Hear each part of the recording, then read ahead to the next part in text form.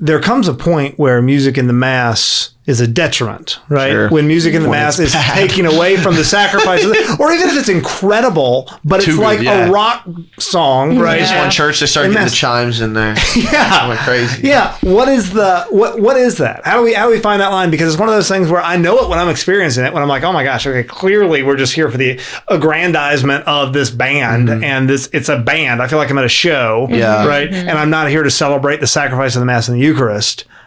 What's the litmus test for that? Do we have one? It's hard. I don't think there is, due to the hugely subjective nature of music and the progression over the last 50, 60 years of how music is consumed by the masses, that it makes it extremely, extremely hard to find that in between, because it doesn't really exist in the same way that it used to at one point. There was a large time period for hundreds of years where loud music had to be experienced within the church. Right. There was no other way to listen to music on a concert level. Like technologically, you're saying we couldn't do it. Exactly. You only had church organs, and that was the loudest instrument. That would fill the town from how loud it was due to the acoustics of the churches and everything. And that's a barrier that's only been broken extraordinarily recently. And that, coincided with the huge music boom of the 60s and 70s. And so we're still finding a way to consume music and appreciate music as a culture, and that's why it's so varied in so many directions, and there's so many different types, so many ways to make music. So the litmus test, I don't think exists. It might come back in the future, but for now, there's not. I love choral chanting, and I love organs, so I'm lucky here, but I completely understand. Some of it is non-palatable. Seriously. Yeah, no, I totally agree. I think there's I guess it's hard to define where the line is, but I feel like there's definitely a point where it stops being part of the service. It starts branching into a performance. Right.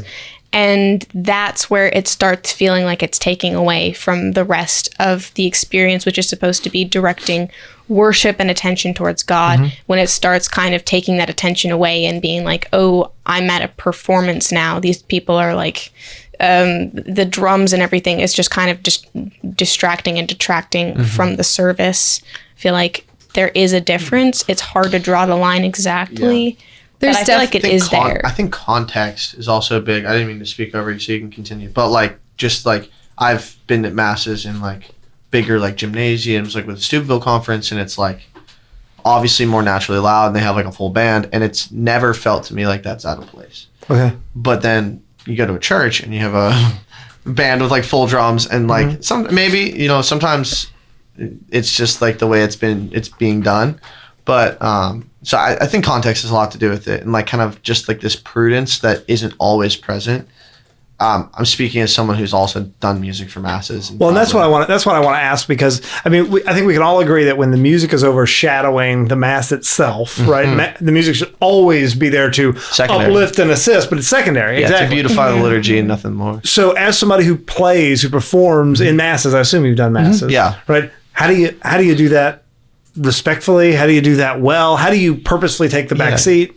I think part of it's instrumentation, honestly. That's my perspective, but also, again, with the context, keeping in mind where you're at, the audience you're playing to, I play up at Franciscan, so they're all pretty used to stuff, so having cajon and mass, a drum, it's not going to be that crazy to them. But also, just making sure that you, keep in mind that context, and then also, one thing I'm very big on is always making sure that you personally are praying with your music. Oh, that's interesting. And regardless of your ability to maintain mental focus and to actually pray through your music, the Lord's going to work through whatever you're giving him. But I always make it a really big point that obviously whenever we pray and we're intentionally calling the Lord, it's going to make whatever we're doing more efficacious and more effective. And so this is more specific to praise and worship, but I think it carries into the Mass too of when I'm playing praise and worship and when I'm doing music during Mass, it's where's my focus at? And I think that does almost spiritually translate into what people hear, right? Because I've been in situations where I've been out of it, and I feel like I'm unable to connect, and it's still good, but then I've been in situations where I've been able to really pray through the whole night or through the whole Mass, right? And people typically will those are the Masses where people come up to you and they're like, hey, great job. There was something going on. And it's you're correct. There was. I was having a whole Well, at one time I had lost my voice. This is during a praise and worship thing, but I was just literally just playing guitar, and I was in the back like crying, like because I didn't have to sing, beautiful. so I was just like, yeah, it was great. But I think people can tell when you're playing to the Lord and when He's the focus. Whoa, hey, you made it to the end of the video.